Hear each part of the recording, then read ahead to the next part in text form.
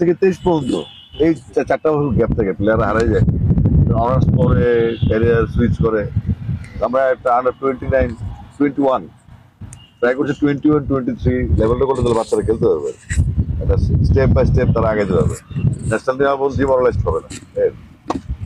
তারপর আমি দেখতে পাই ঘাস, রোলার, প্র্যাকটিস ফ্যাসিলিটিস, গ্যালারিও শর্টেজ, তো সবকিছু মিলিয়ে আপনাদের রিকোয়ারমেন্ট গুলো যদি আমাদেরকে দেন, আমরা মনে করি এই সৈয়দপুর স্টেডিয়ামকে কেন্দ্র করে একটা হাব তৈরি করতে পারবো আমরা টুর্নামেন্টে। গ্রুপের আসলে আমরা টুর্নামেন্ট যে আবার শুরু হচ্ছে প্রাইম ব্যাংক স্কুল ক্রিকেট, সেখানে প্রায় 550 স্কুল পার্টিসিপেট করবে। ডেফিনেটলি এটা একটা ভেন্যু হবে আমার মনে হচ্ছে, বা আমি জানি না তাদের গেম ডেভেলপমেন্ট অপারেশন কি, কিন্তু আমরা চাইবো যেহেতু ওখানকার ফ্যাসিলিটিস হাই, এয়ারপোর্ট কাছে আছে বা সৈয়দপুর কেন্দ্রীয় এটা বাণিজ্যিক কেন্দ্র এখানে আছে, তো আমরা চাইবো আমাদের এজ লেভেলের খেলাগুলো এখানে হোক, কারণ আমাদের প্রায় 6টা টুর্নামেন্ট রাউন্ড দিয়ে ইয়ার হবে। তো 6টা টুর্নামেন্ট যদি আমরা করি একটা ভেন্যু এটা হতে পারে। তো সেটার জন্য যে ধরনের ফ্যাসিলিটিস প্রয়োজন আপনারা আমাদেরকে জানাবেন, আমরা চেষ্টা করবো আমাদের এজ গ্রুপের টুর্নামেন্ট গুলো এখানে যেগুলি হোক, প্রাইম ব্যাংক স্কুল হোক, ওয়াইসিএল হোক, কিংবা একাডেমিক কাপ হোক, বা অন্যান্য সময় এজ লেভেল 14, 16, 18 যে টুর্নামেন্ট গুলো হবে সেখানে ভেন্যু যেন থাকে এবং এখানকার প্লেয়াররা যেন পার্টিসিপেট করতে পারে। সেই সাথে আপনাদের কোচের স্টাফ, গ্রাউন্ড স্টাফ যারা আছে তাদের যেখানে এনলিস্টমেন্ট নাই সেটা অবশ্যই করতে হবে। আমরা ঢাকায় ক্রিকেট রাখতে চাই না, আমরা ডিসেন্ট্রালাইজ করবো, ঢাকা থেকে ক্রিকেট বাইরে ছড়াই দেওয়ার জন্য আমরা বেসিক্যালি এই মিশন, এই ভিজিট যে আমরা করছি। তো আশা করছি সৈয়দপুর তো নাম ডাকে অনেক বড়, যদি এটা উপজেলা, এটা একটা জেলা না, কিন্তু কমিউনিকেশন সব দিক থেকে একটা অ্যাডভান্টেজ ফুল অবস্থায় সৈয়দপুর আছে। তো সুতরাং আমাদের ইউজ করা উচিত, যেমন আমাদের ইনডোর ফ্যাসিলিটির জন্য যে জায়গার প্রয়োজন, স্টেডিয়াম অনেক স্টেডিয়াম নাই, আমি সৈয়দপুর দেখতে পাচ্ছি এখানে জায়গা আছে। সুতরাং আপনার এই প্রপোজালগুলো মানে সুন্দরভাবে লিখে পাঠাবেন, রিকোয়ারমেন্ট কি থাকতে পারে সর্বোচ্চ লেভেল পাঠান, আমরা চেষ্টা করবো। আর যদি গ্যালারির সংকট থাকে, যেটা দেখলাম নাই, তো সেক্ষেত্রে আপনারা বিসিবি কে আপনারা চিঠি দিতে পারেন, আমরা সিসি রেখে আমরা এনএসসি আমরা এনএসসি তে পাঠাবেন, যেটা আমরা টেক ওভার করতে পারবো, যে হ্যাঁ এখানে গ্যালারিটা অনুমোদনের জন্য।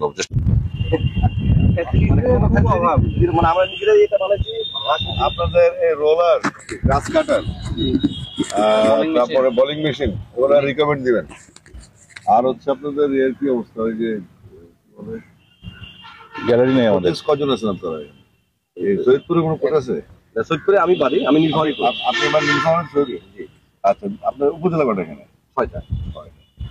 একলা খাবার করতে পারবেন না স্যার, আপনার এসেছেন নাকি না?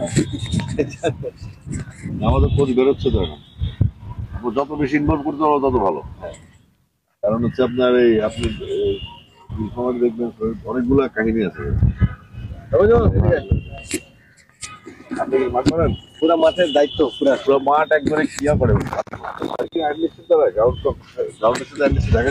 না না না না না, অবশ্যই হ্যাঁ, প্রত্যেকটা যেখানে যাবো আমরা গ্রাউন্ডসম্যান এবং কোচেস তাদেরকে আমি বলছি অবশ্য গ্রাউন্ডের লোকদেরকে যে আপনারা অ্যাসোসিয়েশন করেন, অ্যাসোসিয়েশন করে সারা দেশে যে উইকেট গুলো বানায় যারা, তাদের একটা শব্দ বেতন বাড়ছে সবার। ওনাদের যারা এই লেভেলে আছে উপজেলায়, যারা গ্রাউন্ড তৈরি করে মিনিমাম, তাদেরকে লিস্ট করে দিতে হবে। হ্যাঁ, এটা ওই যে রিকোয়ারমেন্টটা দিয়ে দিলে হবে হাসান ভাইকে। হ্যাঁ, রাসেল ভাই তো আরে সরি, ঠিক আছে, আমরা বাবলু ভাই এখানে শেষ করে আসছি।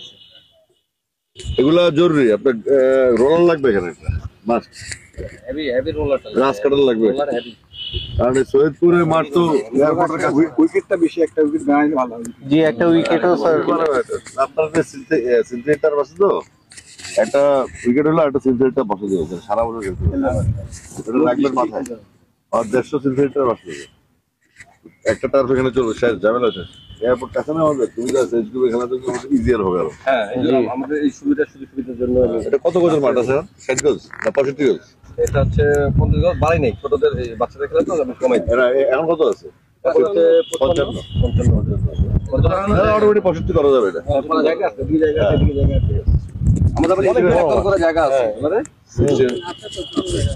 আপনার এখানকার তো বেসিক্যালি তো এই নীলফামারী সেন্ট্রাল পয়েন্ট হচ্ছে সৈয়দপুর। জি জি, তাহলে আপনার একটা ইনডোর ফ্যাসিলিটির জন্য একটা অ্যাপ্লিকেশন করে রাখবেন, লিখে রাখেন, পরে ভুলে গেলে কিন্তু কেস হয়ে যাবে।